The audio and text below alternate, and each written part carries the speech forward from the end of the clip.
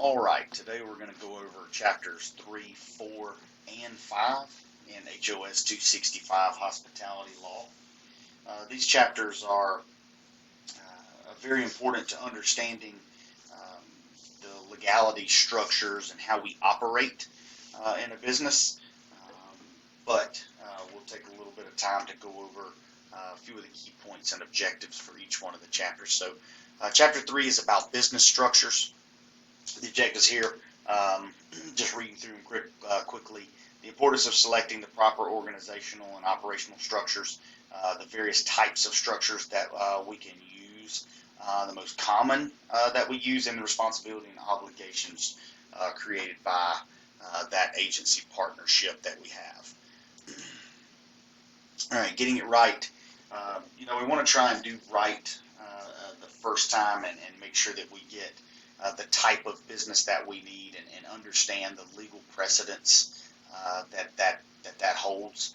Understand that the type of business that we choose to organize as provides that connection between the government and our business. We must work for the future of the business and the owners, and taxation for individuals and the business are all other things to consider when we're choosing the type of structure here. So we're going to go over the most common ones here on the next slide. So you've probably seen quite a few of these before. Some you may not be so familiar with. Tried to give you a couple of examples of each one of those. But looking at it here, sole proprietorship, easiest to file, low startup cost, tax as personal income. So basically, at the end of the year, for anything that you've got, you just add it to your personal income and you're taxed on whatever that tax bracket may be for you. General partnership is really the same as the sole proprietorship, but it's with 2 or more members. Obviously, the word partnership there, you do assume all liabilities in a 50-50 split or a 33.3% or 25%. How many ever members that you have, you have all liabilities split up individually between that. Limited partnership, kind of the same thing there, but it's a limited liability. You don't assume all of the liabilities. The structure of the business then takes over. Still taxed as personal income. You'll file that at the end with your personal taxes at the end of the year.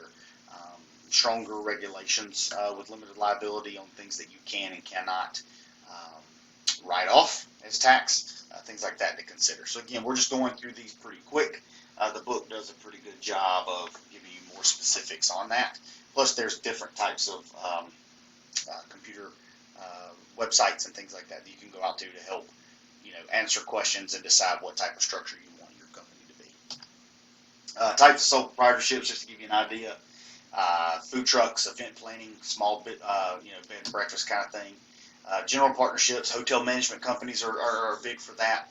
Individually owned and operated hotels and restaurants can, because again, they're a partnership between multiple people when it becomes that big of an investment, right? Limited partnerships, hotel management companies, restaurant groups, again, can blend over into the limited partnership. Those are the ones that try to protect themselves that way. For a C Corp here, the corporation assumes the liability. So, you have shareholder stock options. Typically, you're taxed twice on any of the profits that you make and dividends that you pay back out to your members. Types of corporations are going to be some of your larger corporations, the companies that we might see on the food and beverage side, hospitality side with McDonald's, Marriott, Hilton, etc.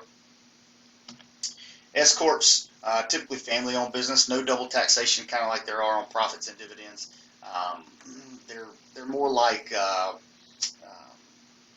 individual businesses that may have multiple locations, but they just pay out on profits. They do not have dividends that they pay out to shareholders, things like that.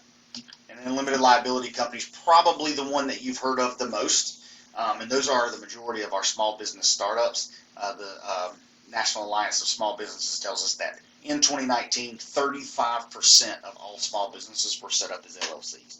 So they're protected from liability, again, limited liability, the key words there. Easy to start up, and it's on the state level, not federal. So a lot of people start with that and then change to a limited partnership or S Corp or something like that after the first couple of years, just because of the ease of access, and it's only about $350 to sign. to sign up for a limited liability company. So you can do a search to find out if you're interested in finding out what type of business in the state of South Carolina and how they operate, what structure they are. You can go to this website here at sc.gov, and that's the Secretary of State, and you can type in the business name, and it will tell you what type of company they are. We'll go into operating structures now. If you're following along in your book, we've now moved over to 3.3 on page 51.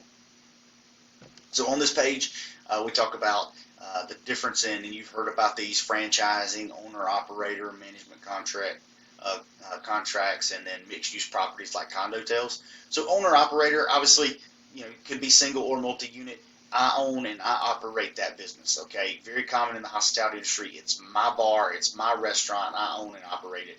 Everything that through the policies and procedures are set through me. Okay, so again, mostly family-owned businesses there. Franchise is there's a contract between independent parties. So let's say I want to open up a restaurant, and I'm thinking, okay, this, what do I want to do? I really would like to open up my own thing, but I'm worried about traffic and like foot traffic, marketing, those types of things. I'm going to open up an Outback. I can go out and franchise with Outback individually to contract to use their business. Now, when I do that, I do give up all of my independence of making and autonomy of making policies and procedures. Now I have to operate under their brand standards. So you see that a lot. Most of our large chain restaurants are individually owned and operated, but they're done so under that franchise agreement. The same thing with hotels. Very rarely will you see a hotel like a Courtyard Marriott that is owned by Marriott. It is an individual owner who has built that property or assumed that property and runs it on a daily basis, but they do so by paying into a franchise fee with Courtyard and Marriott. Management contracts gives people the ability to separate the company and the manager from the day-to-day operations. So let's say I've got money, I have no idea how to run a bar or restaurant, but I want to open one for income purposes. I am a insurance salesman by trade. I could go in, buy a building, put an Outback Steakhouse sticker on the front, and use a management company to run the day-to-day operations and just sit back hands off. Condo-tels are mixed-use properties like hotel and living space. I had an article from the Upstate Business Journal for a Kempton hotel that's going up on the West End, but it's going to be half luxury apartments and half hotel. So that would be what we consider a condo-tel. It'd be a mixed-use property, and that's how we run that business there. All right, we're going to move right on into Chapter 4. So we have moved over now and got into the contract basics. Okay, just basics of a contract. So when we think about a contract, there are two basic valid business contracts. Think to yourself what those are. All right, if you thought verbal and written, you are correct. There are four essential components that must be present to create a valid contract. So essentially, in order to have that contract, we have to have a few things in place to make it legal and binding. The consequences of breaching a contract, we'll go over a few of those things and how to avoid those difficulties legally that are lawsuit related before they arise. So types of contracts, like we said, verbal, enforceable mostly. Can be difficult to defend, but a verbal contract is legally binding. Examples in the hospitality industry may be you verbally telling your purveyor, let's say U.S. Foods, that you're going to purchase X amount or you need this amount, but the order is not in yet. So U.S. Foods goes out and purchases it, and they're a larger company, so this is a little bit of a stretch, but they go out and buy 40 extra pounds of meat for you, and then you say, you know what, I don't want it. Well, that 40 pounds of meat just, says, well, we need that money. We can't sell it to anybody else. We're going to sue you because of it. You gave them a verbal agreement that you would do, you would provide or you would purchase what they provided. So again, a little bit of a stretch using the U.S. Foods.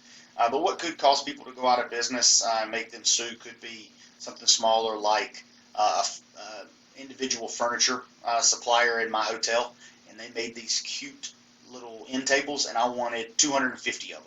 So they go out and make 250 without having anything written, and then I decide, you know what, no, I'm not going to buy those. Well, they've got all the time, labor, parts, all that into it, and it could force them either out of business or put them in a tough situation if they can't sell those, so they may come after us. Again, tough to defend and say, you know, this is what it is, but it is enforceable by law. A written contract will be the other one. This is preferred. You always want to get things in writing. You want to spell out those terms and conditions in everything that you do, right? When we talk about a hospitality contract that's written, this is something that's fresh on my plate. In order to brew beer, typically you need hops, and hops are not so widely grown here in our area and our climate.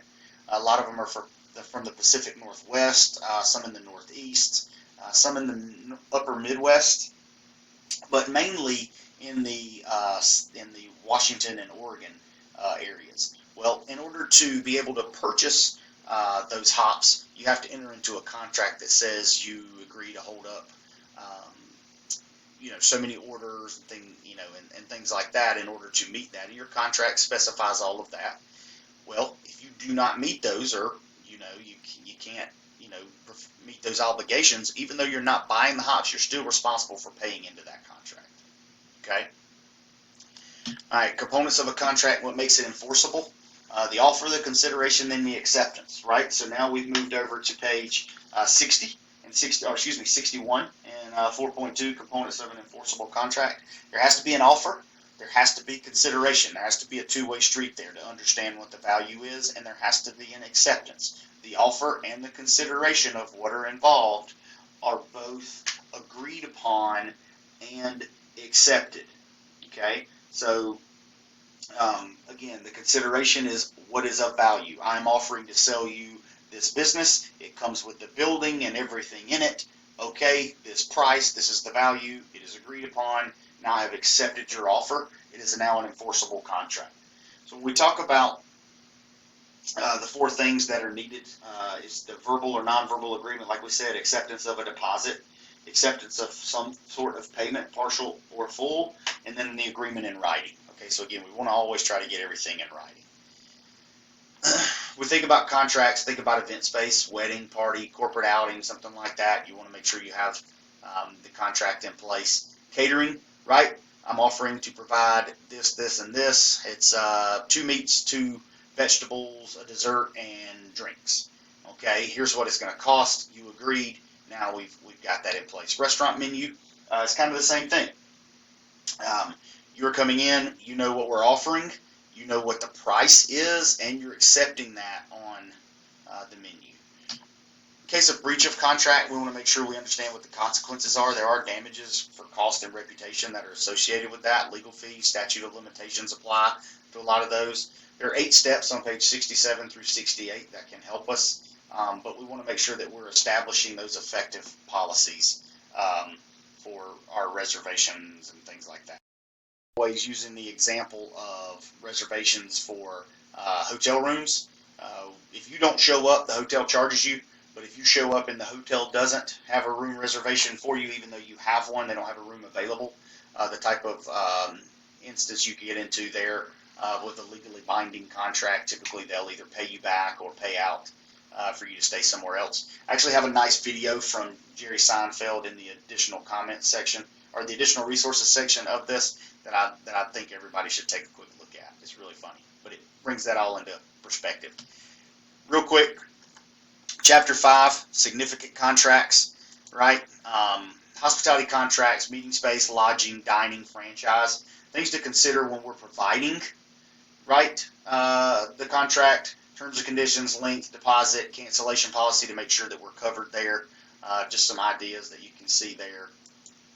When we're the buyer, we want to make sure that we're looking at the completion date, performance standards, any license or permitting that we need to do. We want to know when the start date is and when our payment terms are to make sure we're all in line there. All right, so that was chapters 3, 4, and 5, HOS 265 Hospitality Law.